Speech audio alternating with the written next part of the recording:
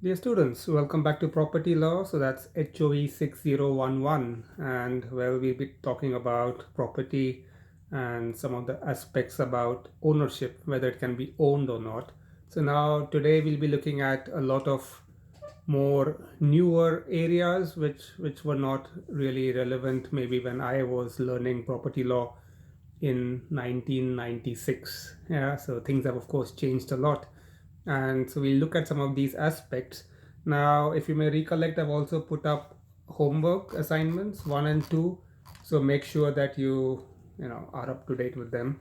And so now we started off with, can something be owned? And of course, in this context, we're looking at new things or new uses for old things. And well, some of these are quite simple to look at. Maybe radio waves, radio spectrum. You had 2G, then 3G, then 4G. Now you have 5G, and all of this is, of course, something that's there. These are wavelengths, and nobody really thought much about them, for all these thousands of years. But now suddenly all of these are very relevant, and they are of very vital importance because very often in the old school way of thinking, a lot of the radio waves were owned by the government and were reserved for security purposes. So, for example, communication by military. Yeah, so they had these radio sets for that. Then you also had radar, and then so all of these are applications which work on high frequency, low frequency wavelengths, and so there was a restricted amount of space for maybe your television signals, sorry, or radio signals. So that wasn't really a big problem. But now, of course, with everything online and wireless internet technology, you can see how ICT is making, information communication technology is making big demands for these sort of things. So of course this means it's also valuable, and so the question now is who owns it and who can sell it. Then you also have examples of things which were earlier a nuisance but are now, not a nuisance anymore. So maybe 150 years ago, if your grandfather was digging a hole in the garden and some black liquid came out, well, that wouldn't be very nice because it's just oil. Who wants oil in the garden? But now, of course, this thing would be worth a lot more money. And in the US, you have similar examples with fracking, and this gas that is in the rock sediments, and it can be it can be collected, it can be used for all sorts of purposes, and so this caused a lot of environmental problems as well. But also, yes, using a new thing, which wasn't of any use or application earlier. So, well, some of these areas can be problematic. I don't know if you're aware about this, but in Australia, they've always had a lot of problems. Um, some of these problems are related with indigenous use of resources and modern usage, which sort of conflicts with the older use.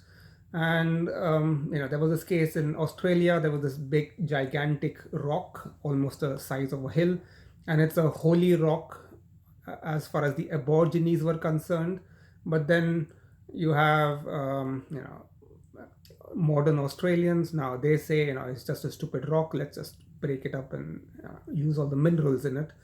And then this can of course cause a lot of conflicts. So, should property law respect the religious sentiments of indigenous communities? Similarly, there was another such case, in Australia, a lot of these cases. So, there was this one guy, he was a trained geologist, and he was flying by air one day from Darwin to maybe Sydney or somewhere.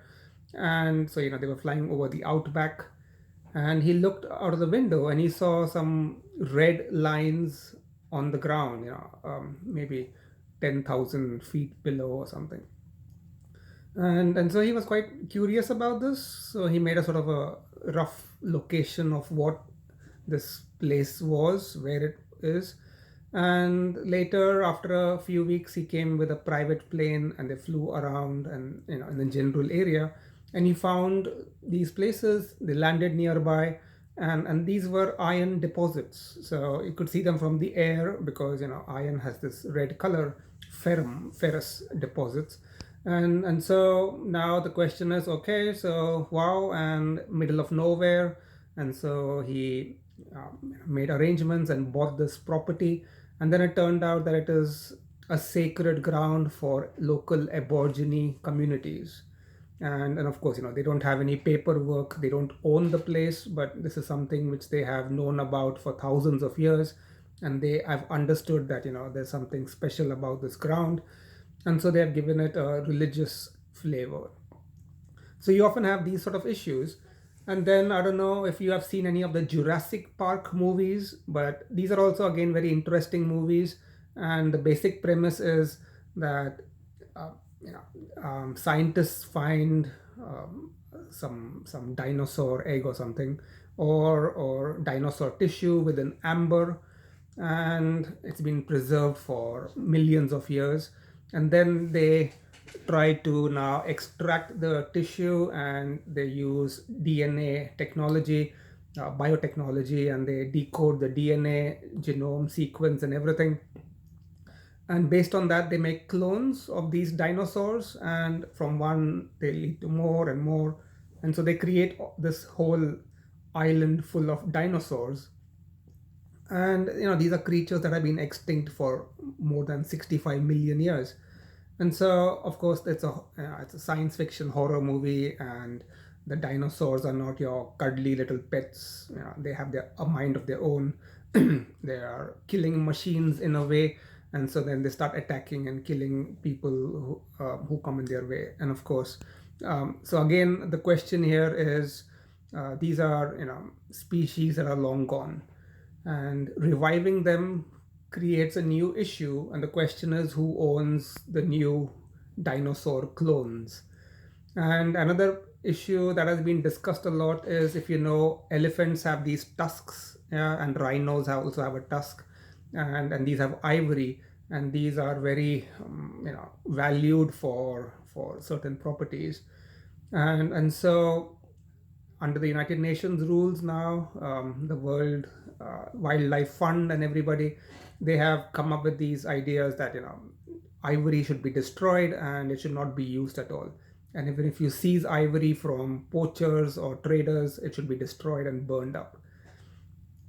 And then the Chinese delegate in one of these conferences suggested, hey, why don't we just clone elephants or rhinos? Yeah. So then we just take some of the DNA from the animal in the wild, and then we create these clones in the laboratory. And now, they also will have their tusks and everything. And then you can kill the elephant, remove the tusk, use its meat, its skin, everything. And this would be just like having a poultry farm, chicken farm, a fur farm. You're doing it scientifically.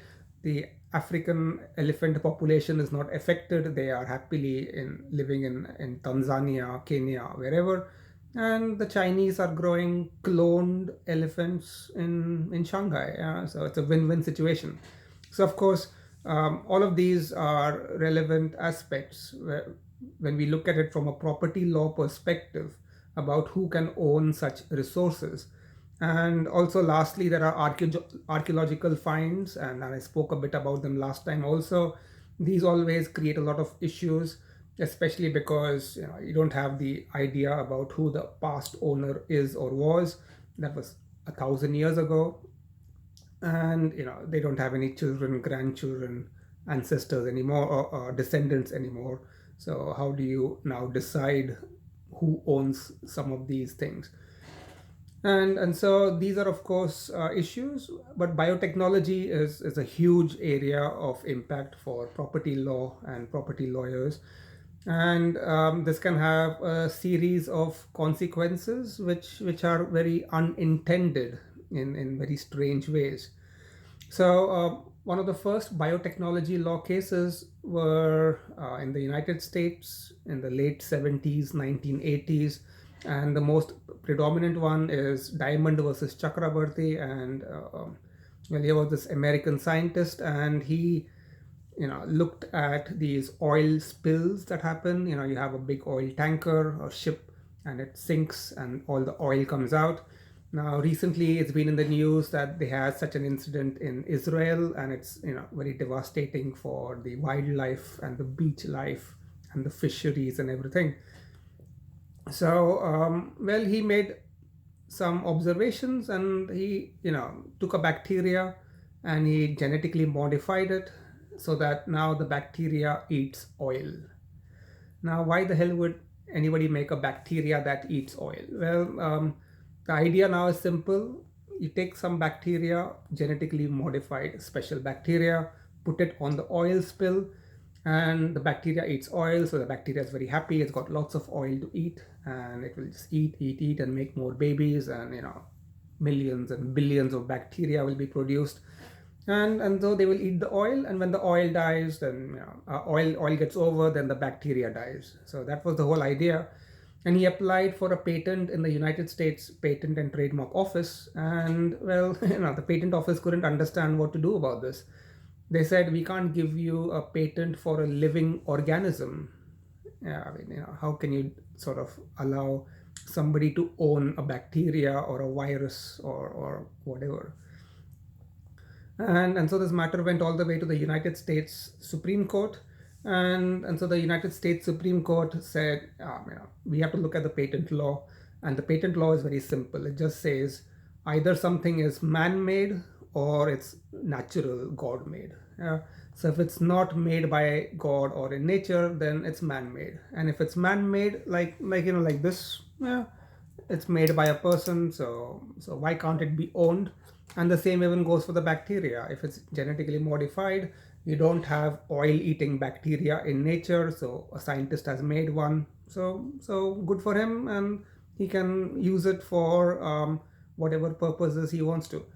So this is one of the very important cases. And of course, the question that comes up here is, why would you give property rights for something like this? But that's biotechnology law. In fact, I'm even doing a course on that for master's level students in this term, and lots of interesting case laws over there. And the important aspect, of course, is to remember that scientific research, development, and innovation, RDI, costs a lot of money, and to recoup that expenditure, you need to have these sort of things. All right, so property rights have to be respected. Another issue that can be problematic in this regard, again, is I've even put up some articles about that. Now, well, here's a simple thing. All right, let's say there is daddy, there is mommy, and then there are two children, and so, well, I can draw this for you as well. So this is daddy, this is mommy, yeah, and in a bit of a traditional way. All right, and now they have two children. So let's say A and B. All right, so that's them here. Yeah, daddy, mommy, and the two children. Now let's say something happens to daddy. Daddy dies. Unfortunate, can happen. Now what would be the property law scenario? Well, property now goes to mommy and the two children. Yeah, so property of daddy gets divided into three parts. Mommy gets one part and the two children get the two parts. Ideally, hopefully, this all should be done within a matter of weeks or months, and that's it. Life goes on. Now, property law, of course, just like all forms of law, also understands that sometimes things are not so straightforward and simple. Let's say daddy is on a ship and the ship sinks, but now you don't have a body. So you don't know whether daddy is alive or daddy is dead. Yeah, can happen. All right, you have a dead body, you have a medical certificate, life is solved. Here you don't have a dead body, so what do you do? Well, property law says, okay, not a big deal. You know, give it 4 years, 5 years. Some systems say 7 years. So we wait for 7 years. If daddy does not turn up, then daddy is declared dead, and all the property of daddy goes to the descendants or whoever. Again, law takes care of these things. Now let's say daddy makes love to mommy, and next day daddy dies. Well, happens. All right. The law in this case will still say, okay, well, property rights go to children, but what if mommy gets pregnant because of uh, last night with daddy, and so the law says, well, in that case, we can wait for 9 months, yeah, max. How long would it take for a baby to come out?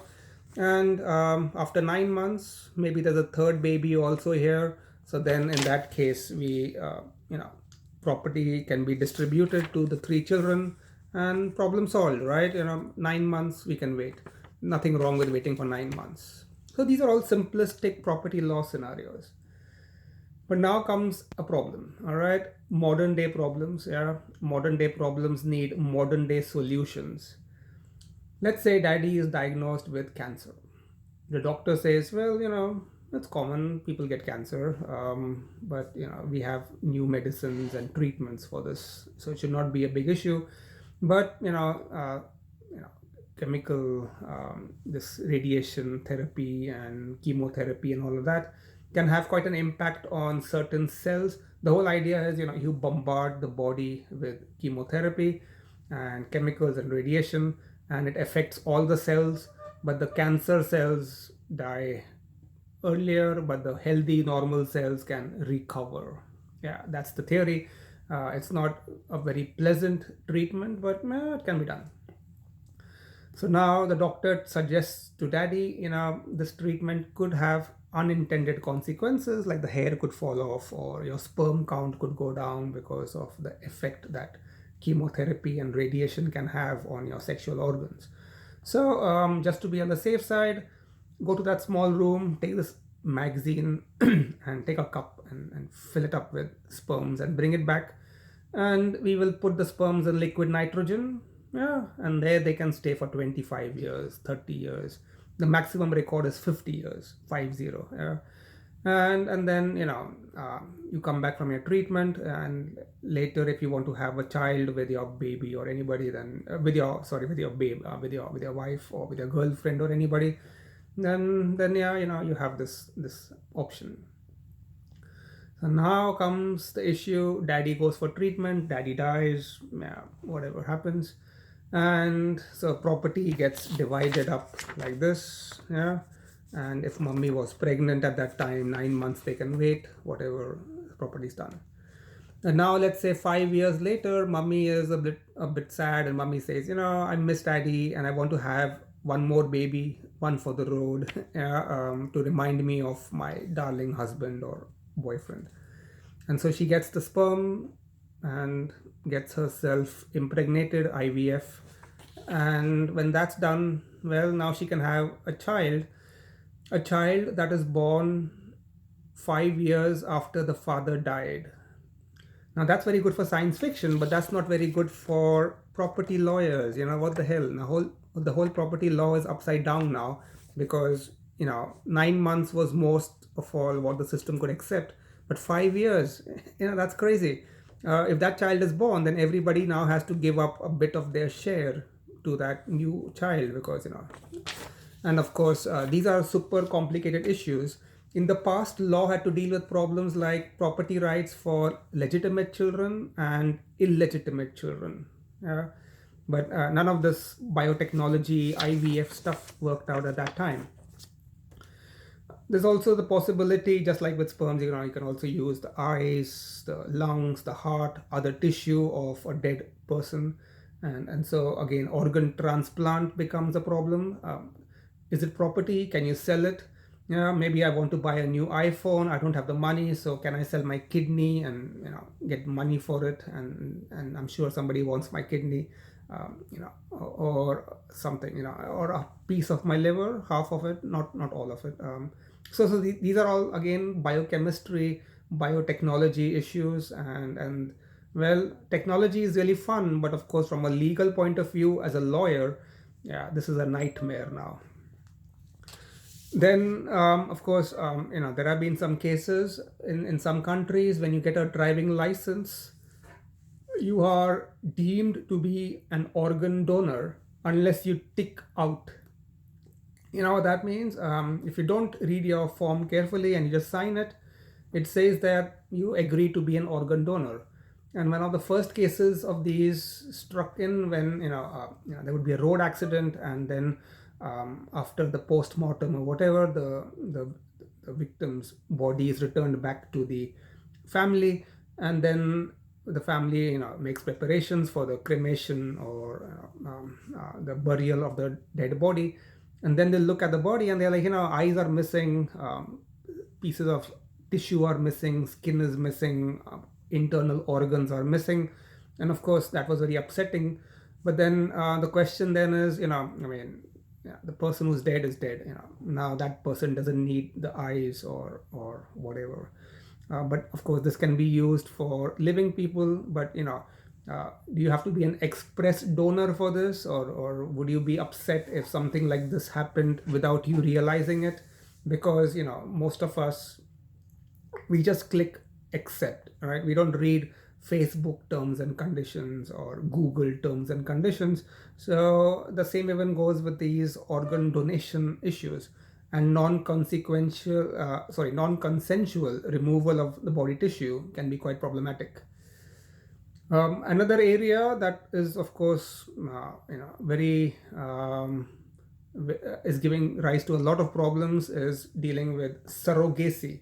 Now, surrogacy, of course, is another complicated issue. Well, under normal circumstances, this is daddy's sperm, mummy's egg. They get together in the, it's an ovary in the uterus, and now you have multicellular tissue that's formed, and this, of course, redivides, and then you have certain things, and so you have, yeah, see, so you have all of these phases that go through, the embryo goes through, and then you get bigger, and maybe you get hair, and you get fingers, and then you're born. Everybody is conceived initially as female, but then something happens somewhere in a few months during the embryonic stage, during development, and then some of us become males, right? So this is a simple process, but it all takes place within the uterus. Now let's say daddy's sperm is okay, yeah, mummy's ovaries are okay, eggs are okay, yeah, but mummy's uterus is not okay. Yeah, now it needs to have a child for 9 months inside. I mean, the embryo for 9 months inside, and so it's very important that the uterus should be in good working condition. The inner wall of the uterus, and all of these things are, it's a very complicated issue. When it works like this. If it doesn't work, there can be a million problems. So how do you deal with this? Well, it's simple. You can take daddy's sperm, mummy's egg, and mix them up together, and you get this part, blastocyst, zygote, whatever you call it, and now you implant that into the uterus of a healthy woman. Simple, yeah. In vitro fertilization. And of course, well, you would then, as a lawyer, now look at this. So what do you need? Well, you need to now enter into a legal contract with a young, healthy, fit woman. Yeah. And well, I have black hair. Let's say my wife has black hair or brown hair. And the surrogate mom is a blonde with blue eyes. Doesn't matter, right?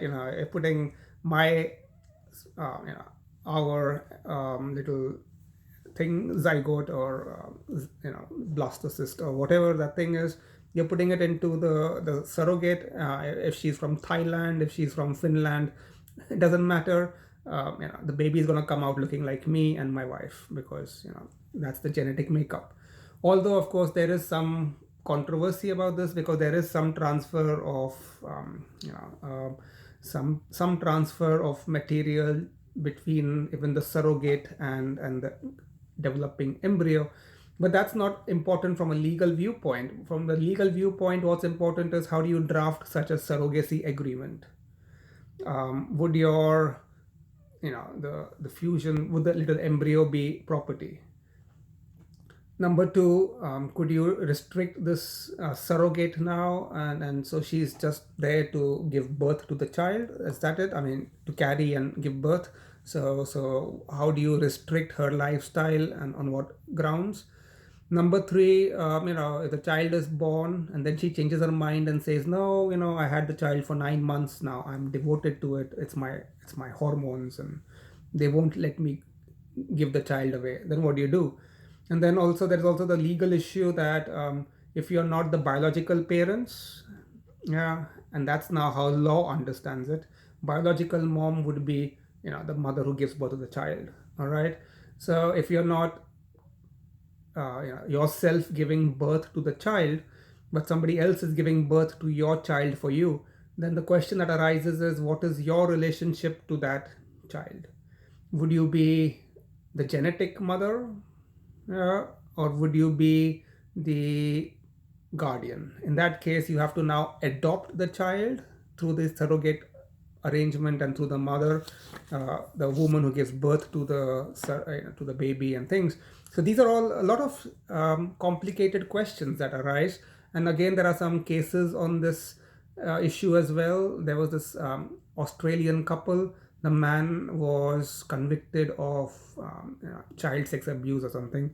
So anyway, he had this girlfriend, and they decided to have this surrogate arrangement in Thailand. And so they went to Thailand, and they hired this Thai woman, and they said, we'll give you 5,000 Australian dollars, and you have to go through this medical procedure and get impregnated, and this would be in vitro fertilization, and you are the surrogate. And now, well, sometimes things don't go as planned, and as it happens very often with IVF treatments, the Thai woman ended up with twins. Yeah, so twin embryos, and one embryo was perfectly normal, and the second embryo had Down's syndrome. So now the two children are born. Yeah, you can't just have a pregnancy terminated in such situations. So of course, she had to carry it through, and so now the children are born twins, one perfectly healthy, the other one has Down syndrome. And the Australian couple said, okay, we'll take the healthy child, and you can take care of the Down syndrome child, or do whatever you want to do with it. This is a commercial arrangement, and so we want a healthy child. We don't want two in one, and so that's it. So of course, again, a lot of legal complications.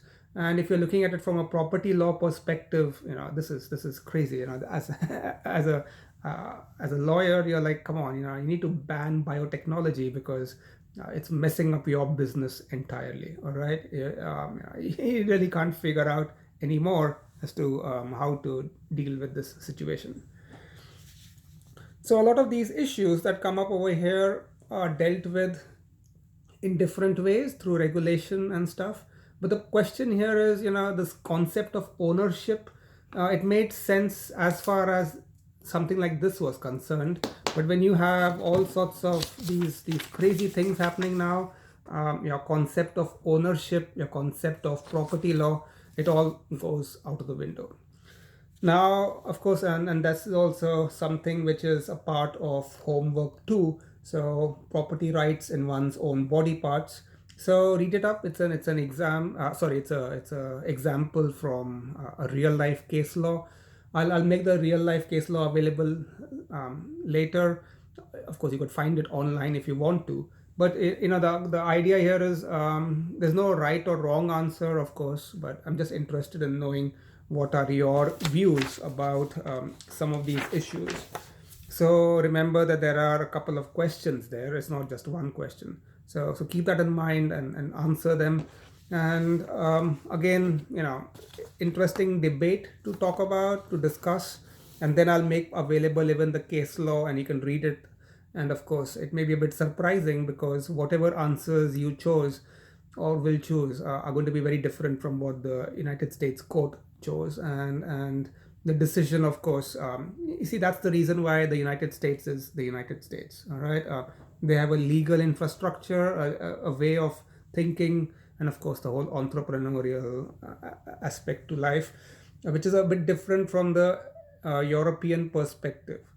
You see, because in the European Union, uh, whatever you do, the first thing that somebody is going to say is, "Oh, I think Adolf Hitler did the same thing 70 years ago." Yeah, and then that is enough to sort of, make everybody think two times before you do something. And of course, you don't have this sort of emotional baggage in the United States. Of course, that's a very simplistic explanation, but you see, in the European Union context, this whole emphasis on the European Convention of Human Rights and all of these things are very strongly guarded, and so of course this can cause issues. So, various ways in which ownership can be acquired, and there are some of these under the French Civil Code. So, just to talk about these, well, of course, the first is succession. Now, we already spoke about some of these in more general terms previously, yeah, capture and ownership and all of those things.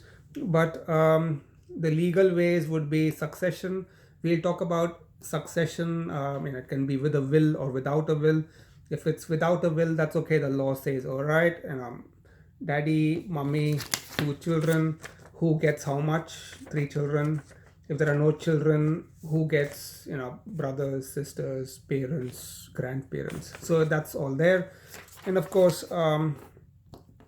if you don't have a will, then the law prescribes who should go to. But if you make a will, then of course, your own property, not ancestral property, not family property. Family property always has some restrictions, but the own property that you earn. So I have a house. I bought it after I got married. So by default, I and my wife are 50% owners of it. And then so yeah, the law prescribes whatever is required about these things, and the way, the percentage and the cut and who gets how much. But you can also have, of course, even a will, and in case of a will, then you can decide where the property should go to. And we'll have a full dedicated homework assignment for that, so you'll really learn a lot about wills, hopefully. And of course, there can be some problems here. Problems could be, for example, let's say, like in a detective novel or something. So there is a woman, and she's very rich, and she has a son, and let's say the son poisons the mummy, and now mummy dies. Should the son be entitled to get her property as inheritance? Yeah, I say that's a problem here, because the law would then say that if you don't have clean hands, then you cannot claim justice, and you cannot profit from the murder of somebody else. So of course that's one issue. Other issues could be, for example, let's say a man rapes a woman, all right, and now he gets imprisoned for this, and now goes to prison, and so that's so he's there for 5 years, 8 years, or something, depending on the severity of the crime. Now, let's say happens sometimes the woman gets pregnant because of the sexual assault, and now for religious reasons or whatever reason she doesn't go for an abortion, and now she has a child. So, should the child be entitled to parental support? Should the man, the rapist, be forced to give such support? In the UK, there was a case. This guy was like just some homeless nobody, so he was in prison, and in prison, he bought a lottery ticket, and he won like £1 million, and now his rape victim approached the court and said, well, this £1 million, he should give half to the child that was born out of this sexual assault. And he's like, what the hell, how did that happen?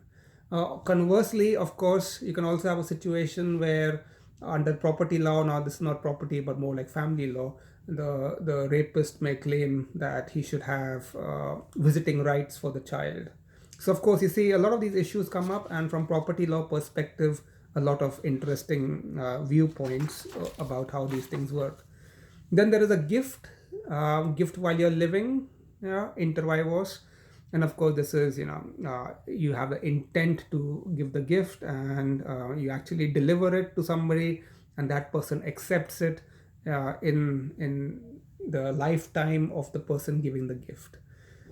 Oh, that's a very nice thing. But of course, the question that comes up here is an engagement ring or a marriage ring. So I mean, let's say I fall in love with somebody and I give her a diamond ring which is worth, I don't know, 200,000 euros.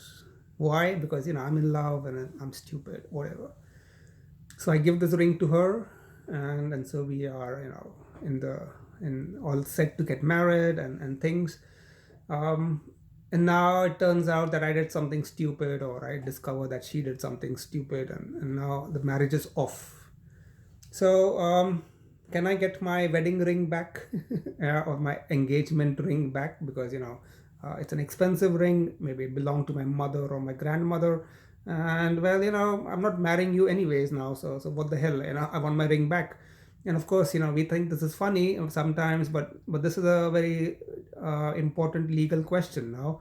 And then of course, I have, I think, raised it in some of these places. I remember putting it up somewhere, engagement ring as a gift, yeah, so it's there. Again, from a legal perspective, this ring or a car or whatever, I make a gift to a woman because I anticipate that I'm going to get married and I'm going to have a fun time. And now it turns out that the marriage is off. So can I get my ring back? Again, very complicated question, because a gift, once it's made, you can't take it back. Yeah, because that's the way the law defines it. If it can be taken back, then it's not a gift, it's a loan, or you're lending something. Then of course there are these wills, and we'll talk about wills. Important thing to remember here is, very often you come across this, there's a 95-year-old guy, and he ends up marrying a 35-year-old young attractive woman, and she says it was love at first sight, but yeah, sure. Yeah, and now 1 year after his marriage, this man dies, and his young widow gets, yeah, all the property, all the wealth. And of course, this man's children, grandchildren, are going to be very upset, and they're going to be like, what the hell? I mean, this young babe has come and enticed our, crazy granddad, and now has convinced him to give all his wealth in a will to her. And then of course this is unfair. So you can see how all of these can be problematic, which is where the issue comes of disputing a will.